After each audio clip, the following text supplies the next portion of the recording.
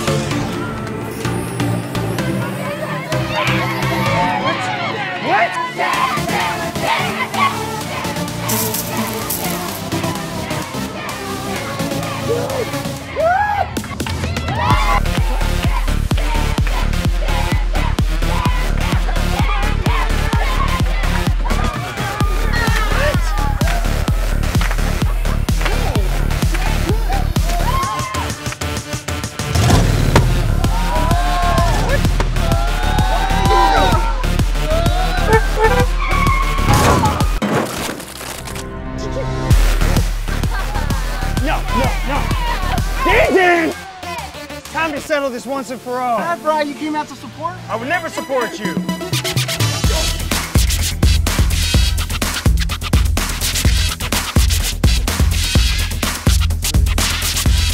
Oh snap, is that the wavy dragon?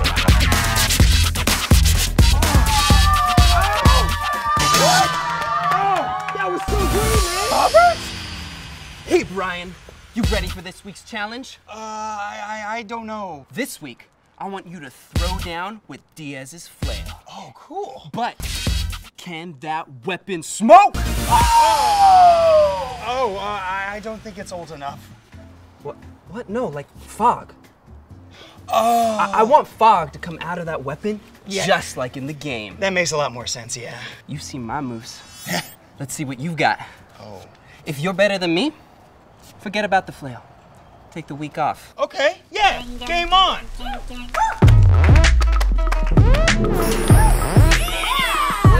this.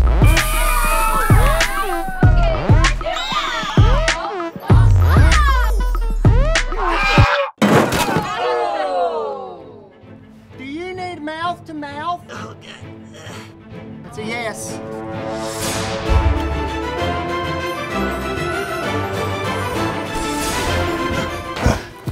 Welcome back to our home within Ian's home. You told me yesterday this was your house. You know what? Let's move on, okay? Because this week, we're finally gonna get to forge a real weapon for the Death Knight Diaz, his mighty flail! But before we get started, there is a catch. It needs to actually smoke, so we're gonna need to do some experimenting. All right, yeah, I think I have a few ideas, and we'll see where we go from there. Excellent, all right, let's light the fire, start pouring some molten metal, get some sparks flying, and hammer everything inside! What are you talking about? We're just gonna be working out of foam, man. Oh. Now, looking at this foam sphere here, it looks kind of fragile. Are we gonna paint that directly? No. We're actually going to take the PVC scraps that we saved from last week. We're gonna be gluing them on there, and then we're not gonna have to even make it very, very good. It's gonna be like a really janky looking mosaic. Rough forged, if you will. From there though, those gaps, we're gonna fill that in with the auto body filler from last week. And then from here, the last part is we're gonna use the stick end of this flail that I bought online, super cheap. Terrifying. Yeah, it's terrifying. We're gonna be using that as our base for holding the actual weapon, because we actually need this to be strong.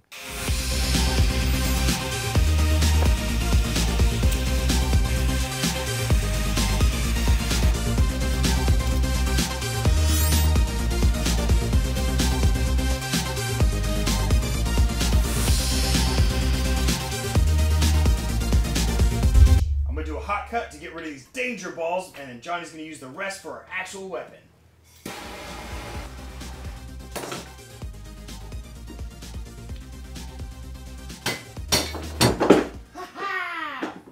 hey Johnny, look! I cut the first one off. Just 2 more, and we'll be good to go. You know you could just use the pliers, right? Oh. Well, that's not as fun. All right, so now that we got the murder bits off of the cheap flail that I got, now for the handle, we're gonna start cutting off the string off here, and then we're gonna be putting on PVC foam for the pommel and the rest of the handle. Awesome. Oh, to really build it up and give it shape without making it crazy heavy. Exactly.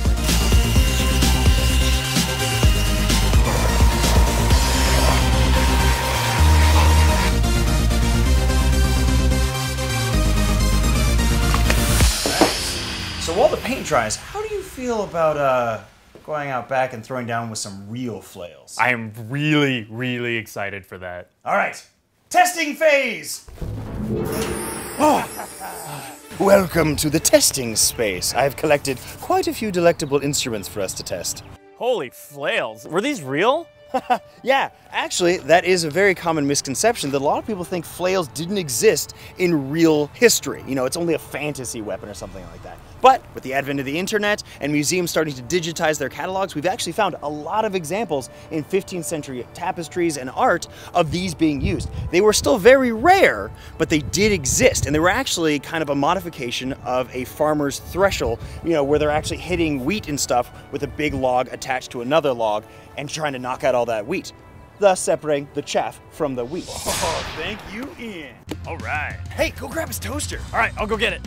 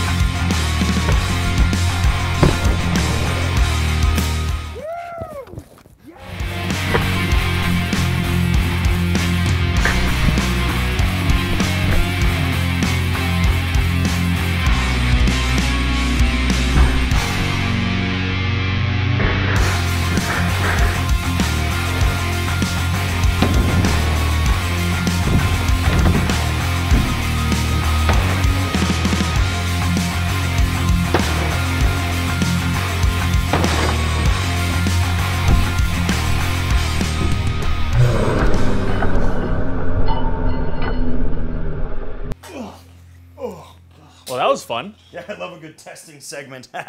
Okay, so I've got some hot water and some dry ice, and I was thinking, Oh, wow. Time to get ill. Wahaha, I am Diaz, Death Knight. Okay, that's pretty excessive. What do you think, though? You know what? The effect is really cool, but I don't think it's really practical for when you're out and about in your costume. And on top of that, you can't turn it on and off when at will. Imagine trying to use the bathroom with this thing. That would be awkward. Yeah. Plus, once it dissipates, it is kind of over. All right, well, what's your idea? All right, so I got this vape pen, and I took it apart, and now we can put fog machine fluid in here, which is super cheap. And we can turn it on and off with our switch over there. And the only thing I haven't figured out is how exactly to force the smoke out of there.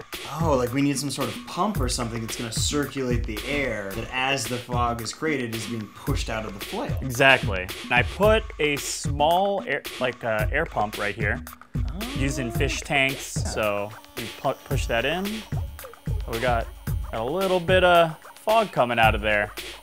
That's amazing. Yeah, so it's the fog liquid is pretty cheap, and these things are so small that we can put a ton of them inside the flail. Awesome. And the funny thing is it really does still look like a dry ice effect, but it's controllable with a switch, and so that way you can save it for when it really counts. Exactly.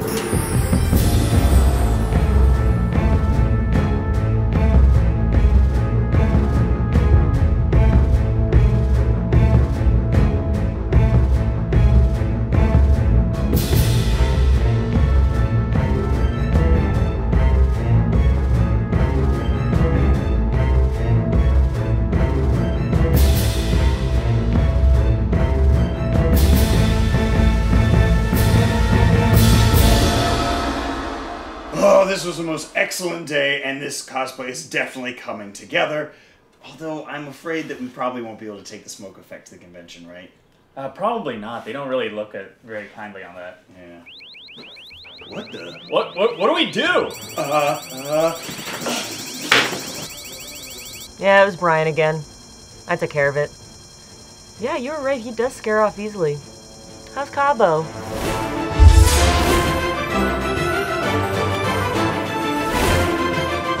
Hey there, thanks for watching this week's episode of Grindstone Workshop. Be sure to check back every week for a brand new episode. Be sure to comment to us on Facebook and follow our good friends over at Skybound Games. Until then... What are you doing here? We were just... run for it!